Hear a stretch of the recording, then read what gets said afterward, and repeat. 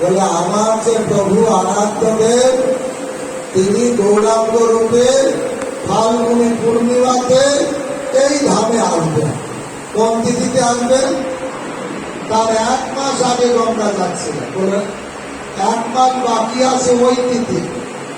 দেখুন, গৌরাঙ্গের আবির্ভাবের আগেই নিরূপিত আছে কোন তিথিতে আসবেন, কোথায় আসবেন। গঙ্গা বললেন ওই ফাল্গুনী পূর্ণিমা তিথি 1 মাস পরে সেই তিথি।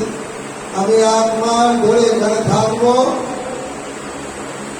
1 মাস পরে ফাল্গুনী তিথি আসবে।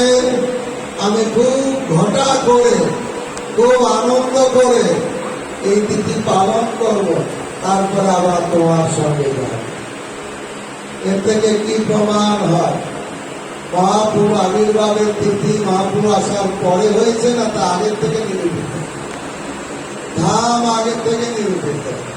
যেখানে গঙ্গা মা 1 মাস বসেছিলেন, এখনো সেই জায়গা আছে, নাম হচ্ছে গঙ্গা নগর।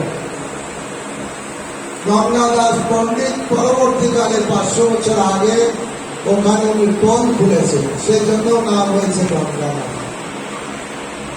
তা প্রমাণ হচ্ছে এই, মহাপ্রভু আসার পরে ভগবান বলে পরিচিত হলেন।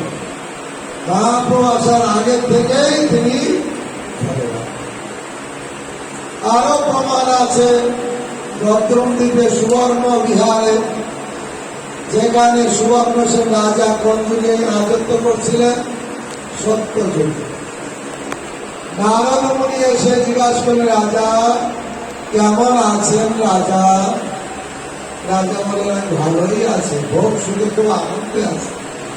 বলছে, আপনি যে ভোগ সুখে আনন্দে আছেন, এ ভোগ সুখ চিরদিন থাকে না, তাই একদিন এটাও যাবে। তবে হ্যাঁ রাজা, আপনি খুব ভাগ্যবান।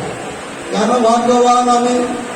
আপনি যেখানে রাজত্ব করছেন না, এটা হচ্ছে নবদ্বীপ ধামের অন্তর্গত। আগামী কলিযুগে স্বয়ং ভগবান গৌরাঙ্গ রূপে আসবেন।